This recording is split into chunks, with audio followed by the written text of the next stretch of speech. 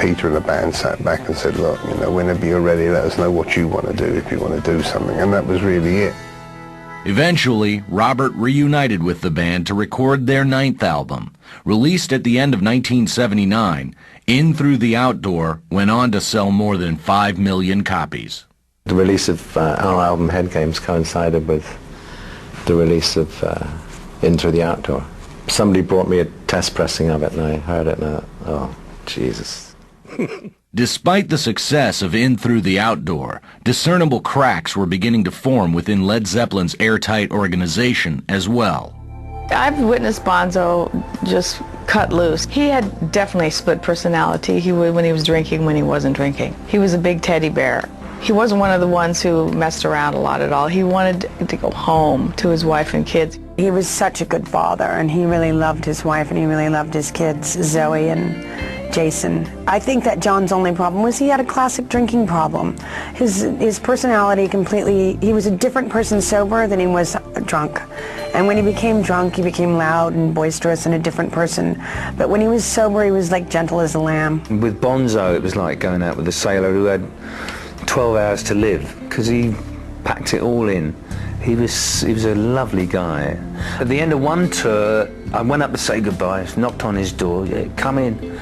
And there he was. He was packing his suitcase. He was very fastidious, John. He had all his clothes hung and very neat and tidy.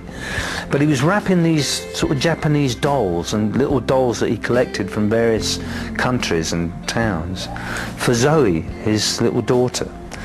And he was wrapping them individually and said, this is for Zoe. I don't see enough of her. And they were all laid out in a row in this suitcase. And I thought, wow. People don't realize how much time they spend away from home.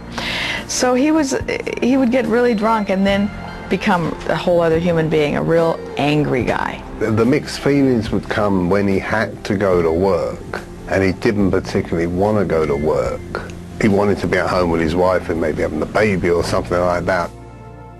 By September, Led Zeppelin was ensconced in rehearsals for their upcoming highly anticipated Tour of America. But it was during these rehearsals that the group was dealt an unthinkable blow. Bonzo, when he got drunk, he didn't want to be in the raw end with him. Well, he's just gets very nasty, very wild, The booze, the booze, that's what killed him, John Bonham was known as a man who loved his alcohol. On September 24, 1980, Bonham was picked up from his hotel for rehearsals at Bray Studios. During the journey, Bonham consumed a steady diet of quadruple screwdrivers and continued to drink heavily at the studio. A halt was called to the rehearsals late in the evening, and the band retired to Jimmy Page's house in Windsor. After midnight, Bonham had fallen asleep and was taken to bed. He died in his sleep later that night. He was only 32. Shocked. I was just shocked. No one knew at that moment how he died. We knew that they were rehearsing. But how could he die in a rehearsal? This was the thing. We didn't realize at the time he'd drunk and they put him to bed. And, the classic rock and roll death, choking on his own vomit. So I thought he had a car crash, drugs, and I had no idea. I just knew something terrible. The fallout from this was going to be disastrous because they were such a tight-knit band, and if one went, that was it. Yeah, there were 4 equal members, when they were on that stage. As I say, one would shine more than the other for a certain part, but together they were a unit. I think that's why they broke up, Bonham was an integral part, but that was what Led Zeppelin was those 4 guys. When he died, the band evaporated, and I think those guys just knew that you couldn't put anybody else in there and do what Bonham did and make that band work. I think everybody probably wanted Led Zeppelin to continue, and there were plenty of contenders for the job of being the drummer with Led Zeppelin. Cozy Powell, Carmine Apiece, people that could have played it, they could have done the gig, but it wouldn't have been the same because John Bonham was so special and his personality was so powerful, and of course, as I mentioned before, they were a team and they were friends, and you couldn't really replace him, and I think in retrospect it was the best thing to do. Part of my charisma is you know, is reliant on the other three, you know, and the same with everybody else, you know. We really get off on playing together. You know? That's the whole secret of... I couldn't really go away and play with anybody else, because if I wanted to play, who else would I need for a drummer but Bonzo, you know?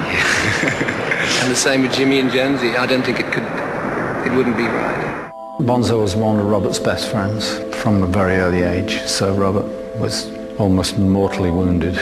He was wounded forever after.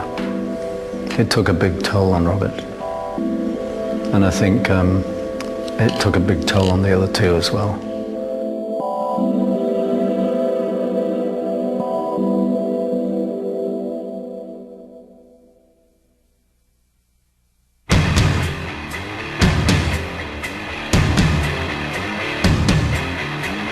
Led Zeppelin, what can you say?